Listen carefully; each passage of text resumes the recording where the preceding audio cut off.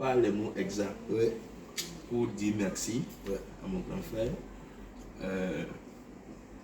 Vous êtes vraiment une source intarissable de conseils pour notre génération. Merci. Quand je vous approche, j'apprends tellement.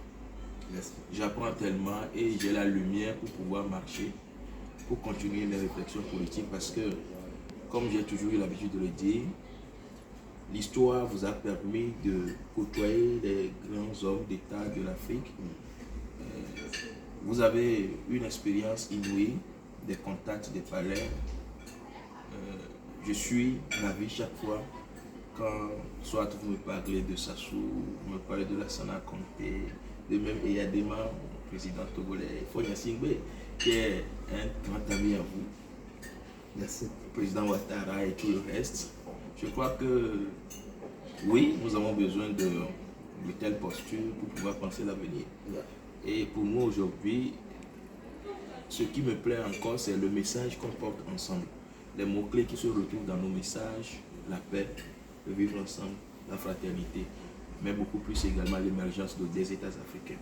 Qu'il s'agisse de la Guinée, qu'il s'agisse du Togo, nous avons besoin toujours du vivre ensemble, de l'unité nationale.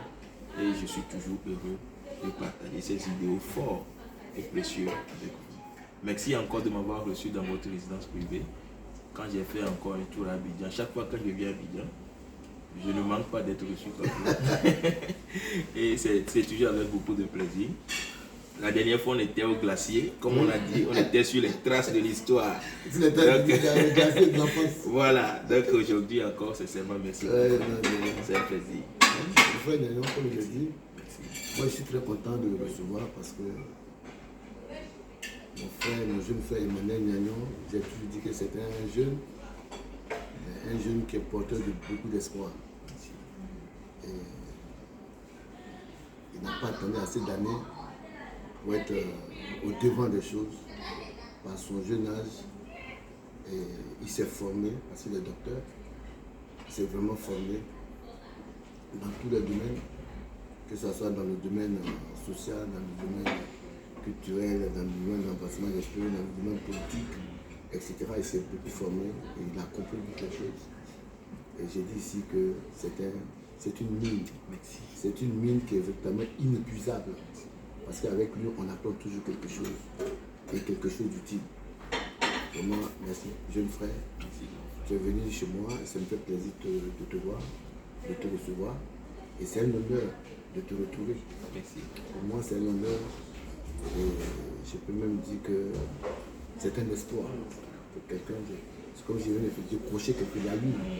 De te voir encore ici, parce que quand je te vois sur les médias, et je te vois dans les grandes conférences, dans les pays chez toi et autres, en tant que vice-maire encore au Togo, pour moi c'est un honneur de te recevoir et de te revoir ici.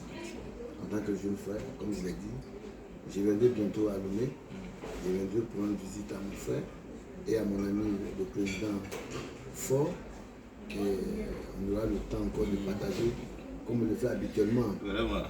Et donc je vais appeler la première ministre, et je vais l'appeler certainement dans la semaine. Je lui dis, pour voir si après le ramadan, je pourrais venir puis passer quelque temps un peu avec mon frère Fort et avec toi aussi pour qu'on puisse sillonner un peu Lomé, Voilà.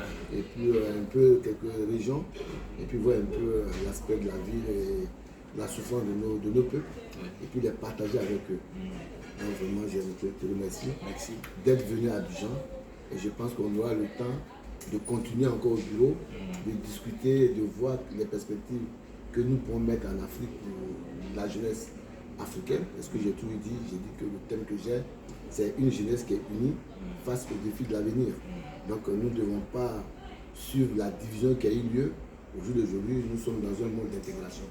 On ne doit pas oublier qu'on doit s'intégrer et on doit faire en sorte que aucun Africain ne souffre. Aucun Sud-Africain ne souffre. Donc vous voyez nos jeunes qui prennent la mer aujourd'hui, qui se retrouvent en Tunisie et autres, qui sont bastonnés par des gens, qui sont violentés parce qu'ils sont à la recherche du bon vivre. Donc faisons en sorte que si tout est bon ici en Afrique,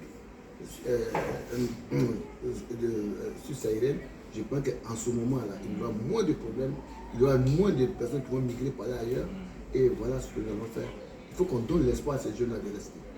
Donc je pense que le combat que vous menez, tous les jours, c'est ce genre de combat. C'est ce que vous dénoncez tous les jours. Mais vous faites en sorte encore qu'il y ait la stabilité en Afrique. Et c'est important. Parce que quand on fait la politique, ce n'est pas de faire en sorte que des hommes puissent mourir dans la rue. C'est de faire en sorte qu'on puisse vivre et puis voir ce qui est devant. Les perspectives à venir. Vraiment, je te remercie. Merci. Encore une fois, merci. Merci pour Merci. tout. Merci. Il faut donner une image.